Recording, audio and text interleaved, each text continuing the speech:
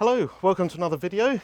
Very special video today because we're on someone's farm. We're here at Purely Alpacas, New Zealand. Rachel, maybe you'd like to tell us a little bit about yourself and the farm here. The beautiful alpacas. So here we're at Purely Alpacas, is located in beautiful Clearville, which is part of the Wairarapa. And we run the farm here with myself, my daughter here, Lilith, and my mum, who is not here at the moment. And so it's the 3 generations of us looking after our 30 alpacas on our little lifestyle block here. Wonderful. Right, well, let's take a look around the farm and see what we can learn. Awesome. Thank you. So Rachel, how did you start in alpacas? What got you into it? It must be about 11 years ago now. We were living in town, and and Mum wanted to move out to the country, so we looked for a place where we could both have our own space and some land and some animals. Mum had worked with sheep in the past. We knew we didn't want cows or any of those big kind of critters, and we saw alpacas at the AMP show, I think it was, and had a chat to the alpaca place, who let us know all about them and what to expect, and we thought these sound like the best creatures for us. And here we are, we now have 30. 30 alpacas? Yeah. Fantastic. And over how many years have you built that up? So right from the beginning, we started off with a decent size at the beginning. I think 2 stud males and 1, 2, 3, might have been 10 girls. And then, as it fluctuates over time as they get older. The number you want to get to? This is probably, for our land size, the maximum number of alpacas we could really have. So we got them in 2 groups. Well, this is all the girls, and the boys are in another paddock to keep them separate. So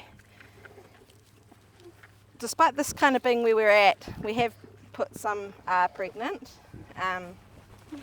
Oops, oh, that's not very kind. But some are also getting quite old. Maria here is about, I think she's 16 now. Oh wow, So, okay. Or possibly a bit older. And yeah, there's a few that are around that kind of age group, so these will, the new ones will come through. And you've got some cria here, so you're actively breeding. Yeah, just the one from last season. We had a couple of not great successes last season. Right, right. But he's doing great. He'll be weaned off pretty soon. And other than obviously keeping control of the grass, and you've got a lot of grass here, so they're very happy with that. What are your other reasons for keeping them? So we obviously we share them. Alpacas go to be shorn every year, so they get shorn every year, and we sell that fleece.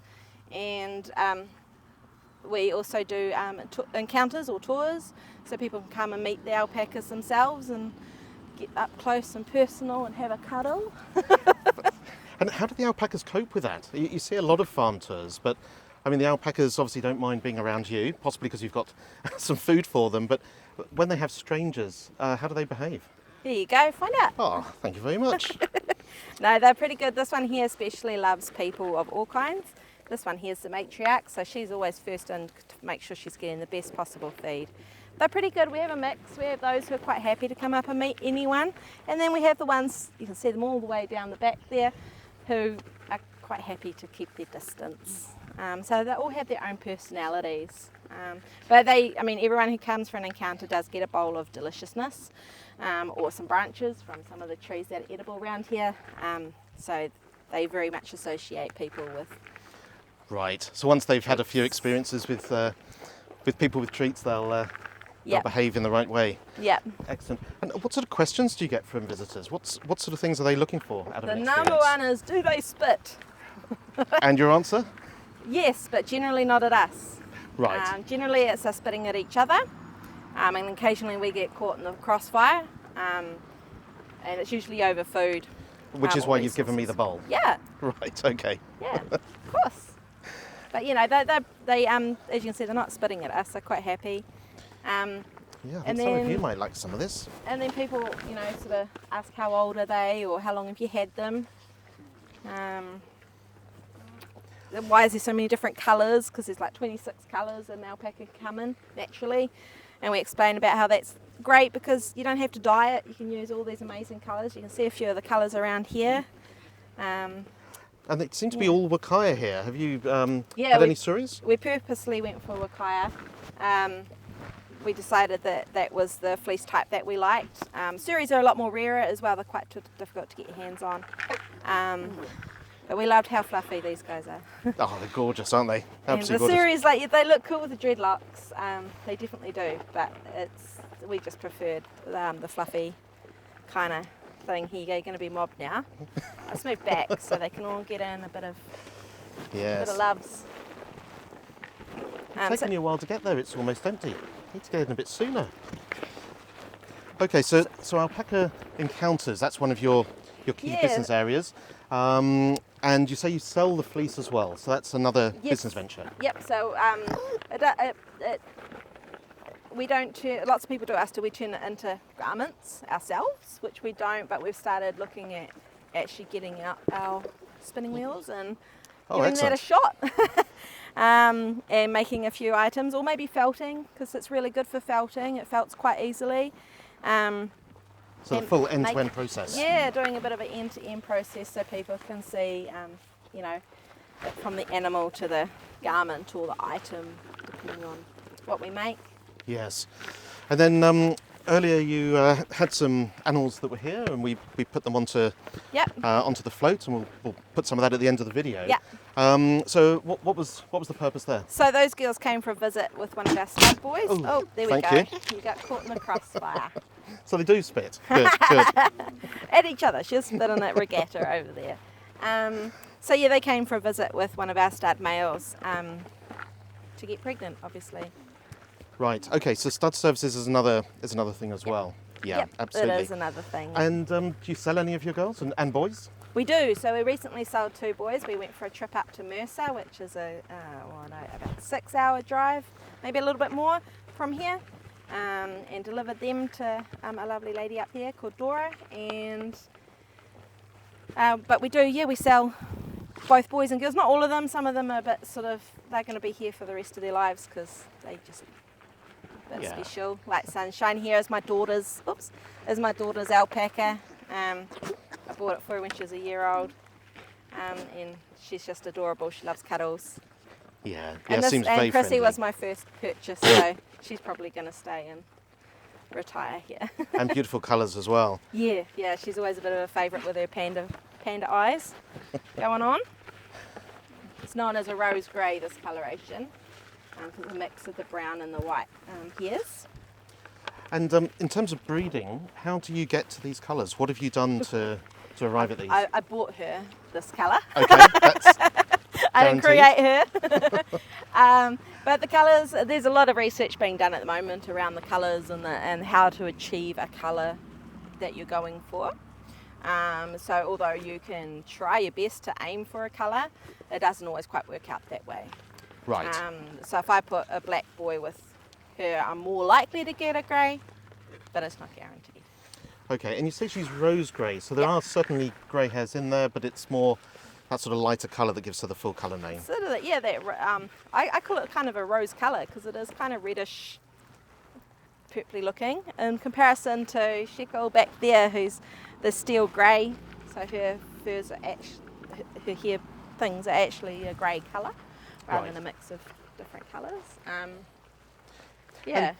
And so for visitors to the channel who are interested in getting into alpaca, perhaps starting with smaller numbers, but then wanting to increase through breeding, what sort of advice would you give if someone wanted a particular colour? Do they need to simply get 2 blacks to get a black, 2 whites to get a white, or is it a bit more complex than that? Just stop that. That's a frisky female. For breeding for colours, do your research. Have a read around about the latest findings from research, but also research the animals you're using to see if they have thrown those colours. Okay. As well. Look at past births. Yeah. Look at what they've previously, had if you can, and you're more likely to get closer to your colours that you're after. And the temperament, I mean, other than them being a little bit feisty or frisky in this case, they're really placid. That's not true for all alpaca. What have you done to ensure that you have animals with such a good personality? So that's part of what we choose for our breeding is we don't want to breed aggressive animal and let them possibly pass that on as a genetic trait. So we tend to try and keep just the, for breeding, any girls that are nice and easy to handle and gentle, that we don't, have to worry about that being passed on, but hopefully it'll pass on that nice behaviour. Okay, well, all the feed's gone, and they've clearly there's scattered. no interest in me once the food's gone. Maybe we can go and have a look at the paddock and tell us about what you do there. Come on. You want to come? Good girl. We made this wonderful shed here, but the Wairarapa wind had a different idea and wanted to take it down. So it now is on this beautiful lean and off its footings by a good 40 or 50 centimetres, and we haven't yet fixed it. Don't do that, they might fall. So Rachel, you've got a lot of grass here, and it looks in really good health as well. What do you do to maintain it like this?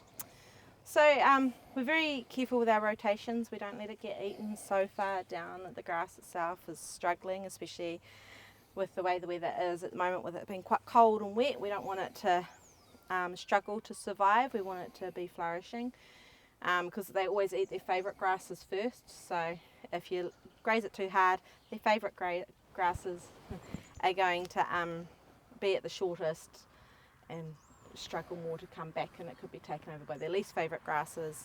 The other thing we do is we do spread Agri-C seaweed fertiliser on it. Okay. We do that about every 2 years, give or take, and a little bit of lime, because we do get a bit of buttercup. I mean, this used to be quite a lot of buttercup through here. There's none here now, is there? And now Or there's just a available, couple little patches since we've been putting the lime and the seaweed fertiliser on, so it's helping with that, which is awesome because buttercup is not very palatable.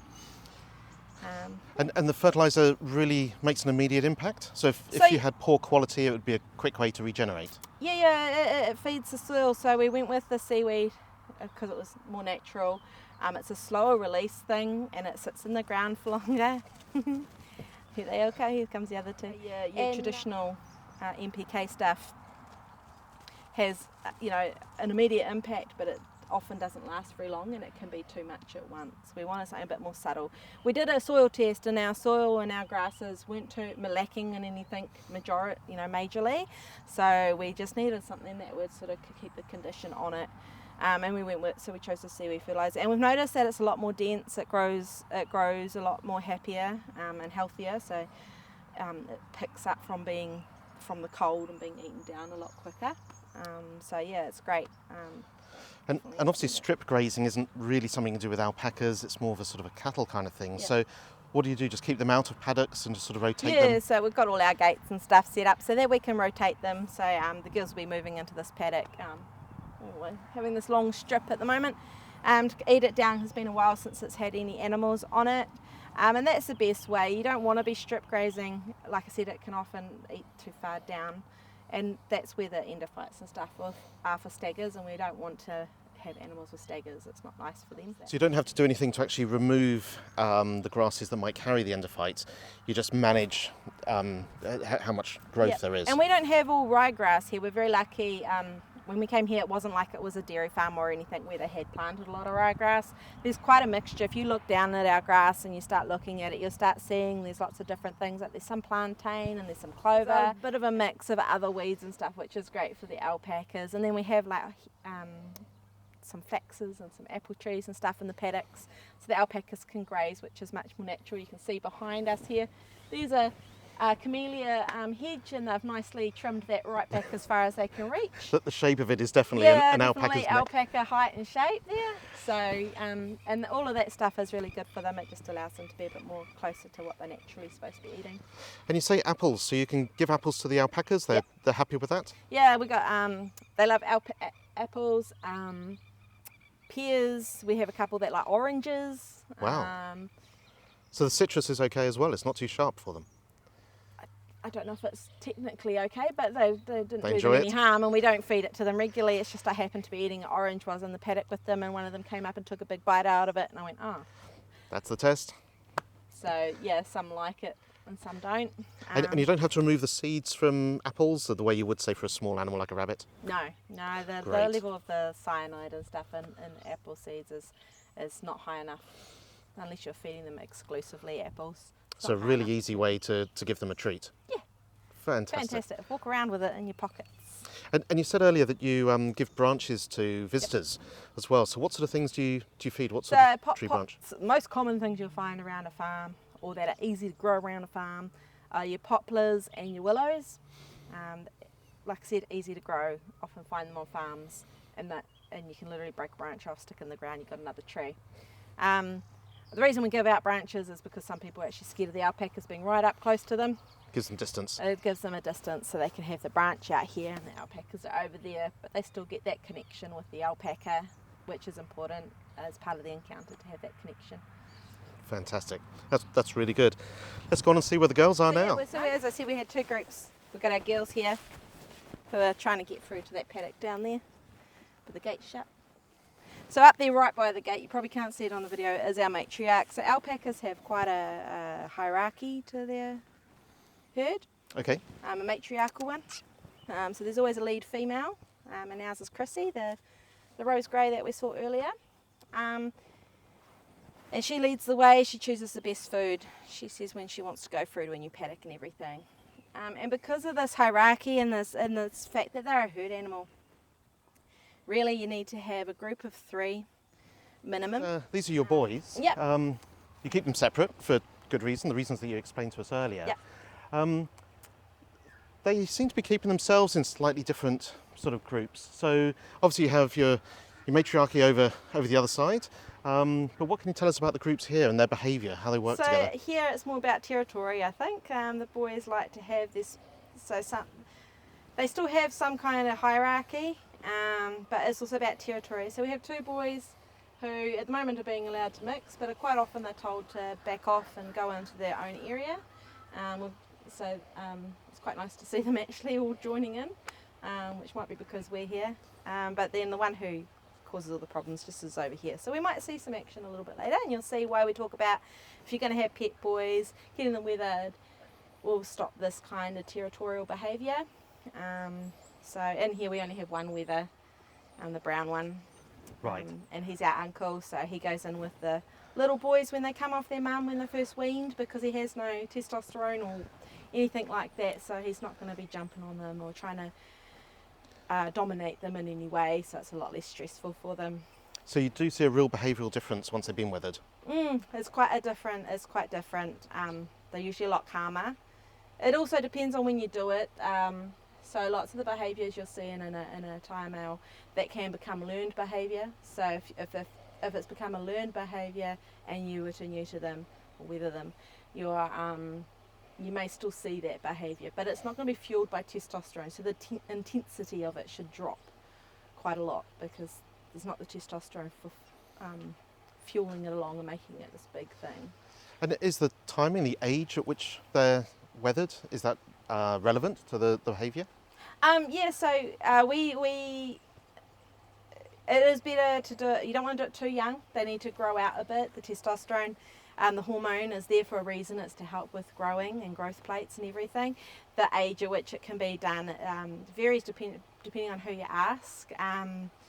We do ours at about a year old, just over a year, depending on how well grown they are. Sometimes you get a little boy who's just not growing very fast and they're a bit slower, they're still quite small. We wouldn't do them, we'd wait till they're much older. And when we sell a boy, if their entire part of the sales agreement is that we will get them weathered, whether that's while they're on our property before they go, or whether that's we follow up with the new owners to get it done and make sure it's done once they're there. Right. Rather than holding on that to the animal for 6 months on our property when they could be enjoying them. I think lots of breeders need to be looking at is that there is a lot of alpacas out there, and like with a lot of animals, there's a lot less and less homes for them, or suitable homes for them. And it is something to keep in the back of your mind. If you're just breeding for pure numbers, is there really the homes out there for them when there's already alpacas out there that are ending up in the SPCA or the MPI welfare system because they're being neglected or not looked after? And it's not great for the alpacas. Alpacas are a sentient, beautiful creature that deserves to be well looked after, just like any of our creatures that we take on ownership of, or we take on caretaking of. So it is something to consider. So if you are breeding, I think to look at what it is you want to achieve. Do you want to build your own herd up to a certain number and then stop? And if you do, what are you going to do with your boys? Are you going to whether your stud male and just keep them here? And are you going to breeding for export quality or show quality animals, which is where you'd have to start off with quite good quality animals in the first place, I think, to get there. We started where we could afford, which was, I guess, at the time was probably mid-range. It wasn't export quality animals, but they weren't really bad quality animals. They were somewhere in the middle, and we've slowly tried to improve that. But of course, when you try and improve it, you still have all those cria that you've created, and so you have to really consider that and how that affects their ongoing well-being. Make sure you have a market for them. Otherwise you'll end up with too many animals on your own property, and then your animals will be suffering because you don't have the amount of feed you need, or whatever might be the case depending on the situation. Absolutely. No, really important message, that. Yeah.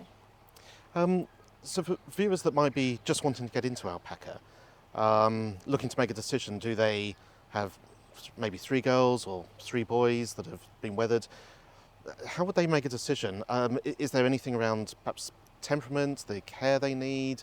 How would you reach a decision? I would recommend first decide what you want to do. Do you just want to have them as pets to eat down your grass and enjoy their company and love, just enjoy having these awesome creatures around? Or do you want to be a breeder? And if you want to be a breeder, what is your goals? And based upon what those goals are, would depend upon the animals that you purchase. If you're going to be a breeder, do you want to have your own stud males, or are you going to hire stud males and bring them in, and looking at those costs and everything? But if you're going for pets, and even for animals that you're going to be handling a lot, we handle our girls and our boys on a regular basis. Every month they come in for a health check. We go out and we feed out hay every day, and we give them a visual health check, which is a distant check, I guess you'd say, and we've become to know their body language a lot, so we know if one of them's down, and we can bring it in and sort whatever's going on. But if you're going to have them as pets, definitely, I think, weathered males. There's some beautiful weathered males out there. They're just adorable. They have amazing fleeces, great temperaments. They're already being weathered, so there's no other testosterone woohoo going on, and they're fantastic. They're a great way, especially because you can get all different colours if you're into your spinning and weaving, you want to make stuff, or you can get a group of girls. But if you get girls, make sure you stick with your girls. Be prepared that depending on where you got them from, and if the person has not been very careful where their girls have been, they could be pregnant, and you might get some surprises on the ground, which is babies, so cria. So just be aware of that. But I would also go with animals that have been well handled. When you go to meet them, you go into the paddock with them. Do they want to come say hi? Our boys aren't doing a very good example of that right now, but that's all right. They do quite like it. They're waiting where they get fed out hay, so I guess, do they, and then ask to put them into a pen and handle them, so put a halter on them, see how they go. It's important that an animal is halter trained, especially a pet animal. If you think about the cyclones and stuff we've had recently, which have been emergency evacuation situations, if your animal is not used to being handled, it's already under stress with the cyclone, and then you're going to try and handle it, which possibly is putting into a trailer, it could be putting on a halter, it could be going all different varieties of things. You want to have that stress lower, so having them able to be handled, and preferably with a halter on so they can be led out. That might be the only way you're going to get them out, is to literally walk them through flood waters or whatever's going on.